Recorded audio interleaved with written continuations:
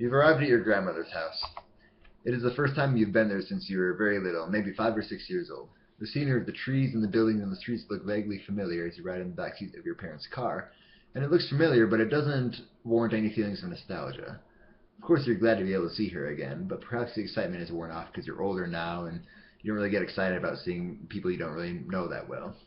You arrive at her house and the feelings start to stir a little more dramatically. You recognize this place. Scenes from your last childhood trip out here start to come back. Your grandmother meets you at the door, and you are moved by your memory of her, and of her voice. But then you step inside, and she approaches you for a hug, and your senses awaken.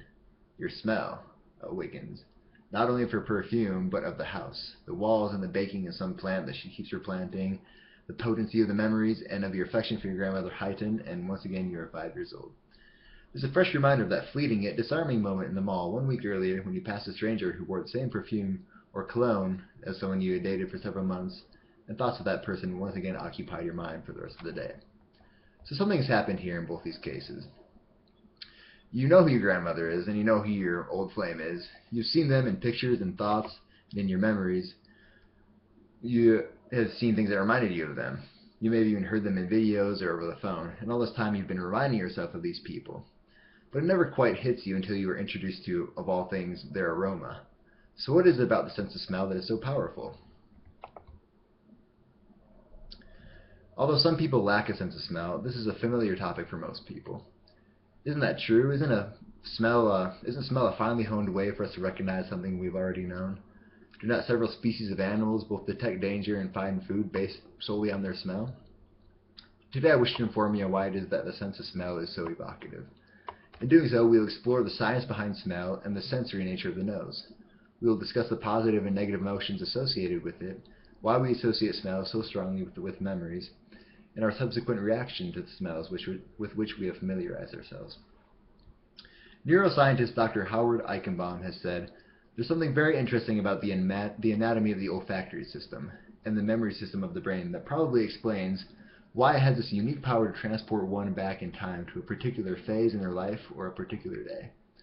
According to him, the olfactory system, that is the system dealing with our sense of smell, has direct access to the temporal lobe, where our memories are organized. While other sensory systems like vision or touch or hearing have multiple synapses or connections to go through in detection, the olfactory system is directly connected to the hippocampus, amygdala, and parts of the hypothalamus. These parts of our brain deal with memory, emotional, and certain decision-making processes. Smell is a telereceptive sense, like vision and hearing. It does not require bodily contact, but rather gathers information about our environment extending beyond our body.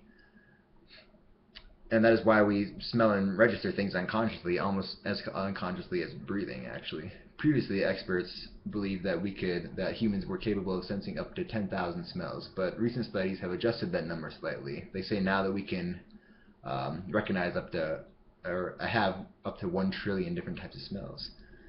It's a bit of a difference. We'll continue to discuss the biological processes behind smell as we examine, right now, some of the evocative effects that smell has on the body and on the mind. Our sense of smell has a direct influence on the amygdala, which is the part of your brain that deals with emotions. According to psychologist and writer David Ludden, interpreted information that comes through the eyes and ears can be influenced by smell because it happens.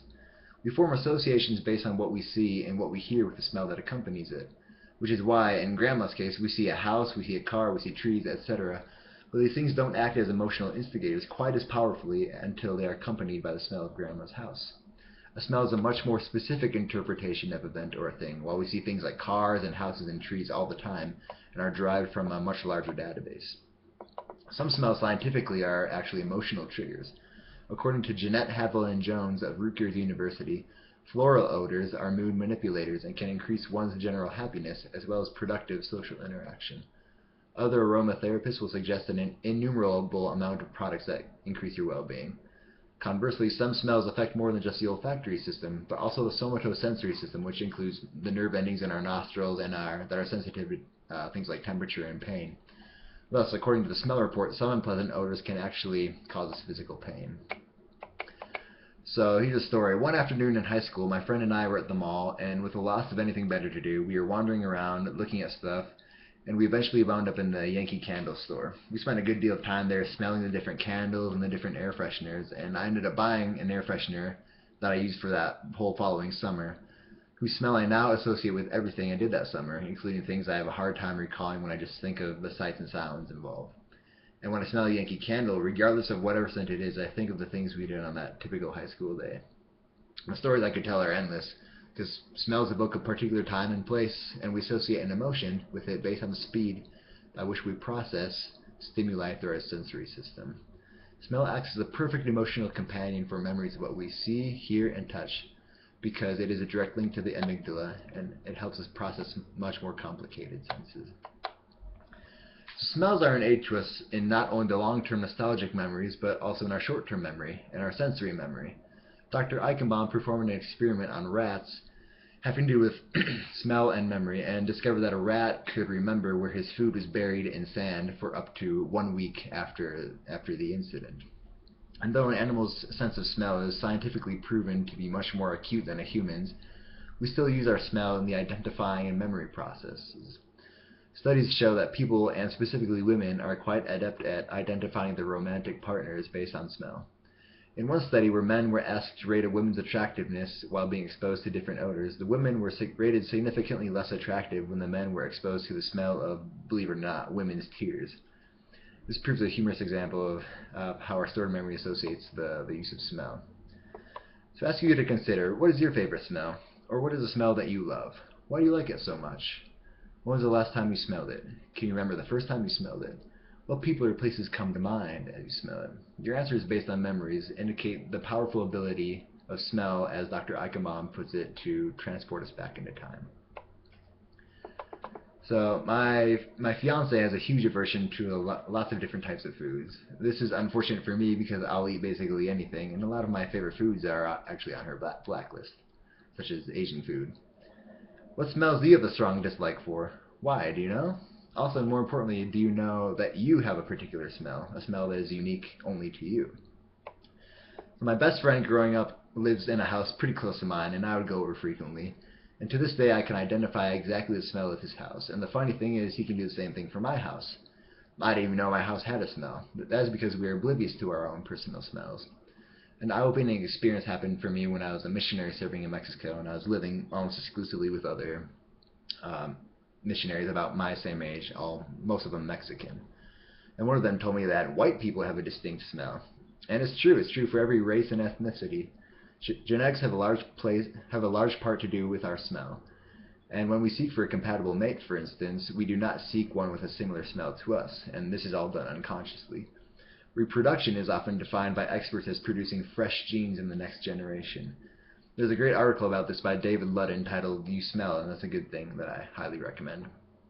So thus we see that our likes and dislikes have a high correlation with our sense of smell. Smell also affects your decision-making processes performed in the frontal lobe of your brain. A smell is interpreted, and you judge it as either being good or bad, thus influencing the amygdala, which associates an emotion with that smell. So have you ever tried to describe an indescribable smell? According to Dr. Eichenbaum, we usually attempt one of two different methods to describe these. One by judging the smells as being good or bad, or by comparing it to things that smell similar, thus presenting an association. Even now, as you smell things right now, you're creating judgments, and you're creating memories, both of which are unconsciously based on what you're smelling. You can react to these memories in a couple different ways. Some memories will be discarded, some will come back to you when you least expect it, and some you may be unable to identify, but you will know it from somewhere. And thus we see from all of this that one sense of smell can be extremely powerful. It recalls memories of places, people, or things long or short past, and can reach farther back than we can probably ever determine. Smells we may be blind to are part of what define us. They dictate what we eat, where we go, with whom we associate, and how we feel as a whole. Grandma's house became such as soon as you stepped across her threshold and smelt it. And the scent of that stranger in the mall may have been a nice trip down memory lane, but soon the smells to which you are oblivious today will be another nostalgic trigger. While these particular examples may not be specific to you, your sense of smell and its connection to memory and emotion are undeniable and scientifically confirmed. More importantly, however, you may now understand the importance of your sense of smell and its relation to brain processes such as memory and emotion. The sensory program never ceases to amaze me, and I will continue to seek and to understand it more and continue to share it with others. So, thank you.